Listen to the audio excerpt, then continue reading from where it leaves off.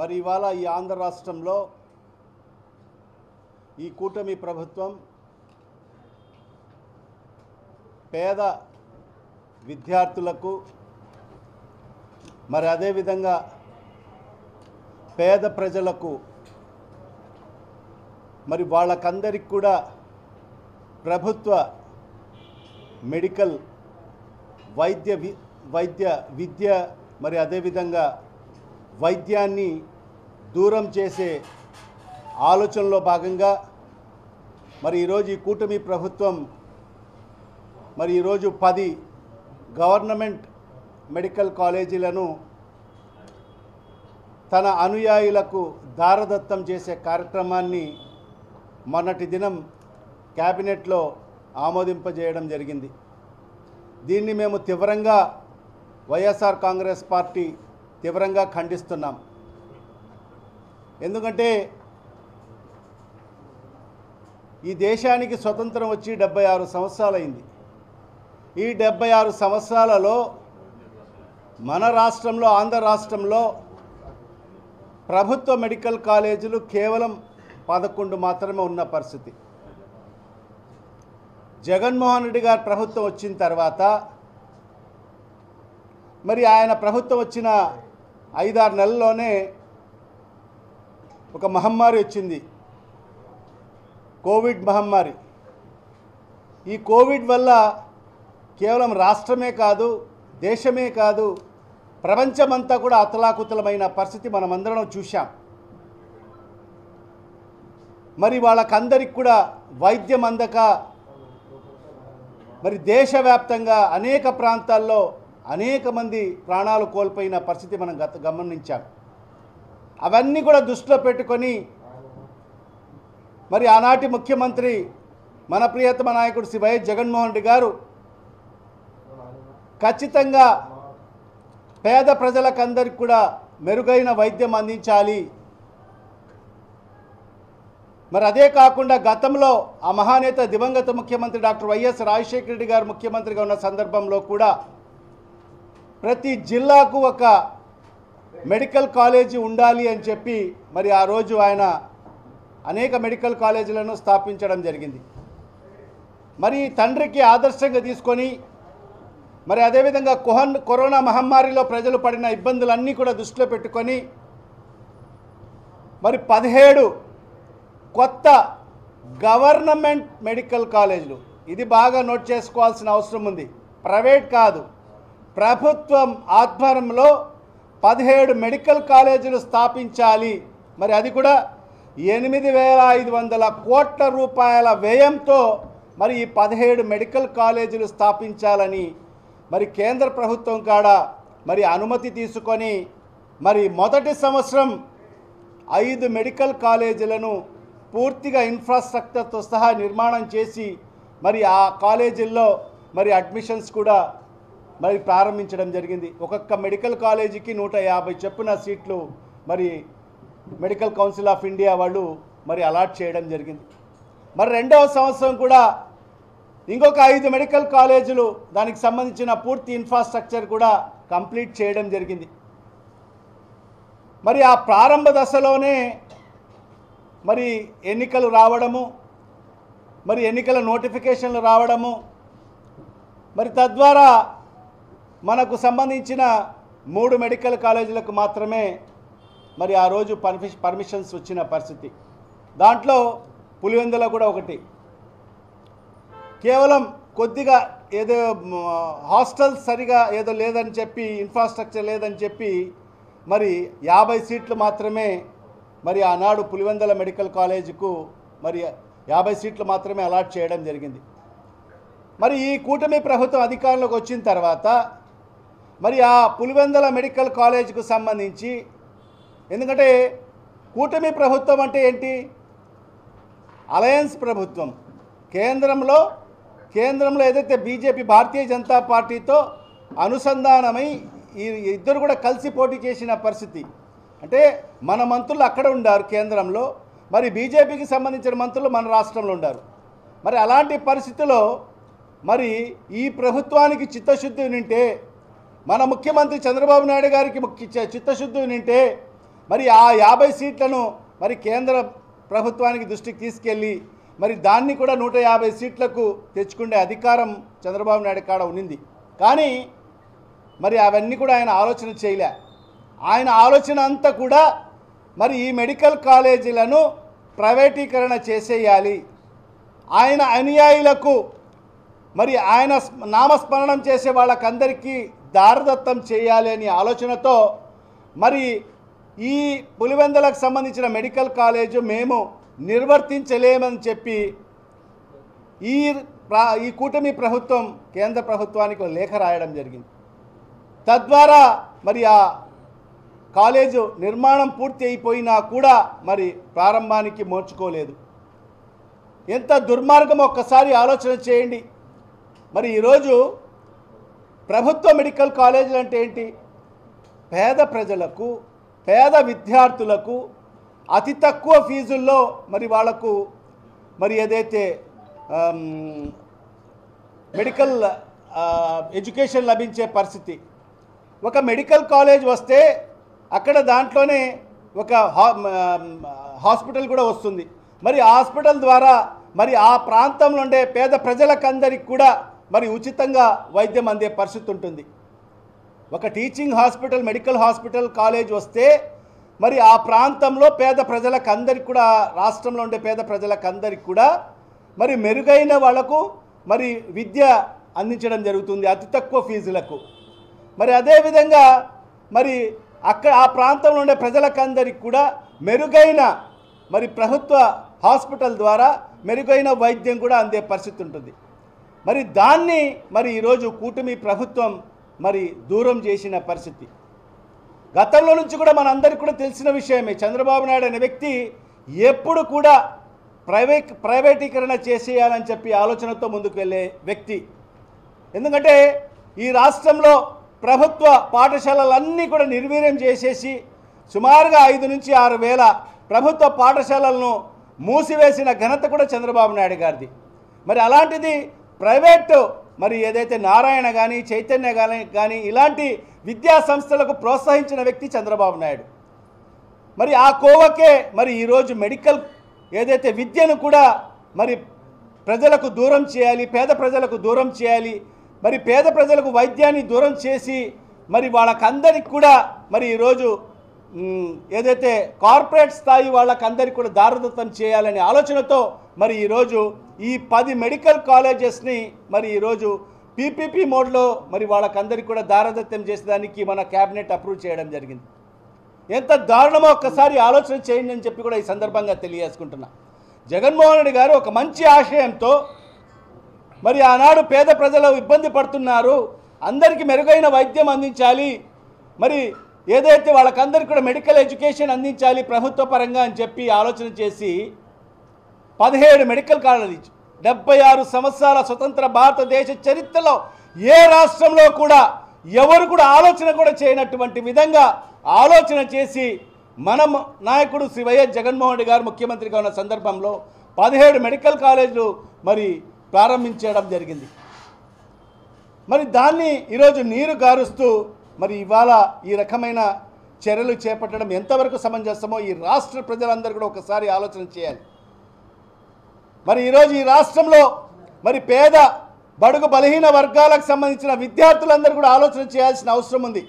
ఈరోజు చూస్తే మెడికల్ విద్య అనేది అందరి ద్రాక్షగా మారిన పరిస్థితి ఈరోజు పేద ప్రజలకు.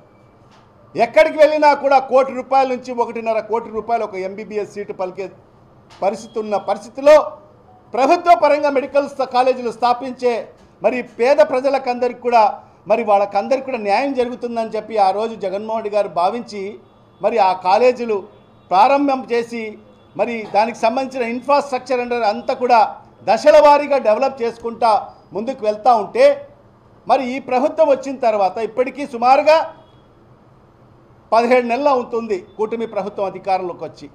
మరి ఈ 17 నెలల కాలంగా ఏ ఒక్క కాలేజ్ అన్నా మరి ఆ పనులని ముందుకు తీసుకెళ్ళాలి, మరి ఏదైనా అరకొర పనులు ఉన్నా మరి ఆ పనులు పూర్తి చేసి దానికి ప్రారంభం చేయాలని ఏ కోశాన కూడా ఆలోచన చేయని ప్రభుత్వం ఈరోజు ఈ కూటమి ప్రభుత్వం, చేయని నాయకుడు మరి చంద్రబాబు నాయుడు గారు. మరి దాన్ని ఈరోజు 1.5 సంవత్సరాల తర్వాత మరి ఈరోజు దానికి ఆ కాలేజీలకు అందరికి కూడా ప్రైవేట్ వ్యక్తులకు ఈరోజు దారదత్తం చేసే కార్యక్రమాన్ని శ్రీకారం చుట్టడం జరిగింది. దీన్ని ఈ రాష్ట్రంలో ఉండే ప్రతి ఒక్కరు కూడా ఖండించాల్సిన అవసరం ఉంది.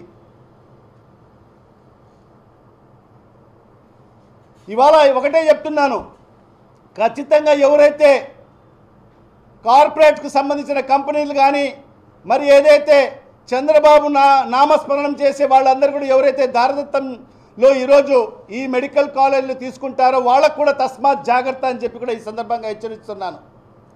ఎందుకంటే ఈ ప్రభుత్వ పరంగానే మరి ఈ మెడికల్ కాలేజీలు ప్రారంభం కావాల్సిన అవసరం ఉంది. అప్పుడే ఈ రాష్ట్రంలో ఉండే పేద విద్యార్థులకు న్యాయం జరుగుతుంది. మరి అలాంటిది మీరు ఏదైతే ఈ మెడికల్ కాలేజీలు మీరు తీసుకున్నా కూడా భవిష్యత్తులో మా వైఎస్ఆర్ కాంగ్రెస్ పార్టీ ప్రభుత్వం అధికారంలోకి వచ్చిన తర్వాత ఖచ్చితంగా ఆ ప్రైవేటీకరణ చేసిన వాళ్ళు ఖచ్చితంగా అది తొలగించి ఖచ్చితంగా మరొకసారి ప్రభుత్వం స్వాధీనం చేసుకొని ప్రభుత్వ పరంగానే మరి ఆ మెడికల్ కాలేజీని నిర్వర్తిస్తామని చెప్పి కూడా ఈ సందర్భంగా తెలియజేసుకుంటున్నా. మరి అదే కాకుండా ఈరోజు చూస్తే ఆరోగ్యశ్రీ గతంలో ఆ మహానేత దివంగత ముఖ్యమంత్రి డాక్టర్ వైఎస్ రాజశేఖర రెడ్డి గారు పేద ప్రజలందరూ కూడా ఇబ్బంది పడుతున్నారు, మరి వాళ్ళకందరికీ కూడా కార్పొరేట్ స్థాయిలో వాళ్ళకందరికీ కూడా మెరుగైన వైద్యం అందించాలి. ఒక గుండె ఆపరేషన్ చేసుకోవాలంటే సాధారణమైన వ్యక్తి మరి చేసుకోలేని పరిస్థితిలో ఉన్నాడు. మరి వాళ్ళకందరికీ కూడా కార్పొరేట్ స్థాయిలో వైద్యం అందించాలని చెప్పి ఆలోచన చేసి మరి ఆ రోజు ఆ మహానేత దివంగత ముఖ్యమంత్రి డాక్టర్ వైఎస్ రాజశేఖర రెడ్డి గారు ఆరోగ్యశ్రీ పథకాన్ని ప్రవేశపెట్టి మరి అనేక మందికి ప్రాణదాతగా మారడం జరిగింది. మరి ఆనాడు 1030 వ్యాధులకు సంబంధించి మరి ఆ రోజు ఆరోగ్యశ్రీలో పొందుపరిచి మరి ఆ రోజు వైద్యం అందించిన పరిస్థితి రాజశేఖర రెడ్డి గారి హయాంలో. తర్వాత వచ్చిన మరి చంద్రబాబు నాయుడు ప్రభుత్వము మరి ఆరోగ్యశ్రీని కేవలం పేరు మార్చి ఎన్టీఆర్ ఆరోగ్యశ్రీగా పేరు మార్చి మరి ఆరోగ్యశ్రీ పథకాన్ని నీరుగార్చిన పరిస్థితి రాష్ట్ర ప్రజలకు అందరికీ కూడా తెలుసు. తర్వాత 2019లో జగన్మోహన్ రెడ్డి గారి ప్రభుత్వం వచ్చిన తర్వాత ఆయన ముఖ్యమంత్రి అయిన తర్వాత మరి ఆ ఆరోగ్యశ్రీ పథకాన్ని తండ్రి ప్రారంభించిన ఆరోగ్యశ్రీ పథకాన్ని మెరుగుదిద్ది ఖచ్చితంగా మెరుగైన ఆరోగ్యశ్రీ పథకాన్ని పేద ప్రజలకు అందించాలని చెప్పి గతంలో 1030 వ్యాధులు ఉన్న ఆరోగ్యశ్రీని సుమారుగా 3257 వ్యాధులు దాంట్లో పొందుపరచడం జరిగింది. మరి అదే కాకుండా ఆ లిమిట్ని కూడా 2 లక్షల నుంచి 25 లక్షల వరకు మరి ఆరోగ్యశ్రీలో పెంచడం జరిగింది. ఒక సామాన్యమైన వ్యక్తికి ఎంత పెద్ద జబ్బు వచ్చినా కూడా ఎంత పెద్ద ఆపరేషన్ అయినా కూడా హార్ట్ ట్రాన్స్ప్లాంటేషన్ కానీ మరి లివర్ ట్రాన్స్ప్లాంటేషన్ కానీ మరి అలాంటి పెద్ద జబ్బులు వచ్చినా కూడా వాళ్ళు కూడా ఆరోగ్యశ్రీలో క్యాన్సర్ వచ్చినా కూడా వాళ్ళకందరికి కూడా 25 లక్షల వరకు మరి వాళ్ళకందరికి కూడా మరి ఆరోగ్యశ్రీ ద్వారా మరి వైద్యం అందించడానికి మరి చర్యలు చేపట్టడం జరిగింది. మరి అదే కాకుండా ఆరోగ్యశ్రీ ట్రస్ట్ ద్వారా మరి సంవత్సరానికి 3600 కోట్ల రూపాయలతో మరి ఆరోగ్యశ్రీ పథకాన్ని మరి ఖర్చు చేయడం జరిగింది. ప్రతి ఏటా 3600 కోట్ల రూపాయలతో మరి ఆరోగ్యశ్రీని మెరుగ్గా మరి ఈ రాష్ట్ర ప్రజలకు అందిస్తూ మరి ప్రతి ఏటా 3600 కోట్ల రూపాయలు మరి ఖర్చు చేయడం జరిగింది. కానీ ఇవాళ ఈ కూటమి ప్రభుత్వం వచ్చిన తర్వాత మనం చూస్తున్నాం మరి అదే ఆరోగ్యశ్రీ పథకాన్ని నీరు గారుస్తూ మరి దాన్ని ఈరోజు ఇన్సూరెన్స్ కంపెనీలకు మరి దారదత్తం చేసేదానికి మరి ఈరోజు కూటమి ప్రభుత్వం చంద్రబాబు నాయుడు గారు పూనుకోవడం జరిగింది. మరి ఎక్కడైనా మనందరికీ కూడా తెలుసు ఇన్సూరెన్స్ కంపెనీలో ఏ విధంగా వ్యవహరిస్తాయో. ఎక్కడైనా ఒక యాక్సిడెంట్ జరిగితే మరి వాళ్ళకు ఇన్సూరెన్స్ ఇవ్వాల్సిన పరిస్థితి వస్తే మరి ఆ ఇన్సూరెన్స్ కంపెనీలు మరి ఏదో ఒక సాకు చెప్పి ఏదో ఒక కారణం చెప్పి మరి ఖచ్చితంగా ఏదో ఒక రకంగా దానికి రిజెక్ట్ చేయాలని చెప్పే వాళ్ళు మరి ఏదైతే ఇన్సూరెన్స్ కంపెనీలు వాళ్ళు ఆలోచన చేసే పరిస్థితి. మరి అలాంటిది మరి ఈ ఆరోగ్యశ్రీ పథకం కూడా మరి ఇన్సూరెన్స్ కంపెనీలకు దారదత్తం చేస్తే మరి పేద ప్రజలకు ఎక్కడైనా న్యాయం జరుగుతుందా అని చెప్పి ఈ సందర్భంగా నేను అడుగుతున్నా. మరి ఆ ఇన్సూరెన్స్ కంపెనీలు వాళ్ళేమో ప్రీమియంలు కట్టించుకుంటారు తప్ప మరి ఎప్పుడైనా వాళ్ళు పేద ప్రజలకు మరి వాళ్ళకు న్యాయం చేసే పరిస్థితిలో వాళ్ళకు వైద్యం అందించే పరిస్థితిలో మరి ఏదో ఒక సాగు చూపి మీరు అర్హులు కారు అని చెప్పి కరాఖండిగా వాళ్ళు మరి దాన్ని రిజెక్ట్ చేసే పరిస్థితి ఉంటుంది. ఎందుకంటే ప్రభుత్వ పరంగా నడిపితే మరి ప్రభుత్వానికి మానవత్వం ఉంటుంది. మానవత్వంగా ఆలోచన చేసి పేద ప్రజలు కాబట్టి వాళ్ళకు సాయం చేయాలని ఒక దృక్పథంతో ప్రభుత్వం ముందుకు వెళ్తుంది. మరి అదే రీతిలో గతంలో మహానేత డాక్టర్ వైఎస్ రాజశేఖర రెడ్డి గారు కూడా మరి జగన్మోహన్ రెడ్డి గారు కూడా మరి ఆరోగ్యశ్రీ ట్రస్ట్ పెట్టి మరి ఆ ట్రస్ట్ ద్వారానే మరి ఆరోగ్యశ్రీ పథకాన్ని మరి ఏదైతే ఈ రాష్ట్రంలో అమలు చేసిన పరిస్థితి. కానీ ఇవాళ ఈ కూటమి ప్రభుత్వం వచ్చిన తర్వాత మరి ఆ ఆరోగ్యశ్రీ పథకాన్ని కూడా నీరు గారుస్తూ ఈరోజు చూస్తుంటే అనేక సందర్భాల్లో మరి ఈరోజు అనేక హాస్పిటల్స్ యాజమాన్యాలు మేము ఆరోగ్యశ్రీ నిర్వర్తించలేమని చెప్పి కూడా అనేక సందర్భాల్లో చెప్పిన పరిస్థితి. మళ్ళీ ప్రభుత్వం వాళ్ళందరినీ కూడా పిలిపించుకొని మరి అరకొర డబ్బులు ఇచ్చేసి మళ్ళా మరి ఆరోగ్యశ్రీ పథకాన్ని మీరు ప్రారంభించండి అని చెప్పిన పరిస్థితి మరి ఈ 1.5 సంవత్సరాల కాలంలో మనం చూసిన పరిస్థితి. అంటే ఏ వ్యవస్థ కూడా సరిగా నిర్వర్తించలేని పరిస్థితిలో ఈరోజు ఈ కూటమి ప్రభుత్వం ఉంది. అన్ని వ్యవస్థల్ని నీరు గారుస్తున్న పరిస్థితి స్పష్టంగా ఈ కూటమి ప్రభుత్వంలో మనకందరికీ కూడా కనిపిస్తున్న పరిస్థితి. మరి ఈరోజు చూస్తే ఈ మెడికల్ కాలేజెస్ ఎందుకు ప్రభుత్వం ద్వారా నిర్వర్తించలేరో ఈ రాష్ట్ర ప్రజలకు సమాధానం చెప్పాల్సిన అవసరం ఉంది. మరి ఈరోజు మన ముఖ్యమంత్రి గారు కేవలం ఒక 4,000 పెన్షన్ ఇచ్చేదానికోసము ప్రతి నెల 1వ తేదీన 4 నుంచి 5 కోట్ల రూపాయలు ఖర్చు చేసి మరి 4,000 పెన్షన్ ఇచ్చేదానికోసం వస్తున్నాడు. మరి ఇవన్నీ కూడా దుబారా ఖర్చు కాదా అని చెప్పి ఈ సందర్భంగా నేను అడుగుతున్నాను. మరి అదే కాకుండా ఈ రాష్ట్రంలో ఒక ముఖ్యమంత్రి కాదు, ఒక చంద్రబాబు నాయుడు ముఖ్యమంత్రిగా ఒక స్పెషల్ ఫ్లైట్ వినియోగిస్తాడు, తర్వాత ఒక హెలికాప్టర్ వినియోగిస్తాడు, మరి షాడో సీఎం అయిన ఆయన తనయుడు లోకేష్ కూడా ఒక స్పెషల్ ఫ్లైట్ వినియోగిస్తాడు, ఒక హెలికాప్టర్ వినియోగిస్తాడు.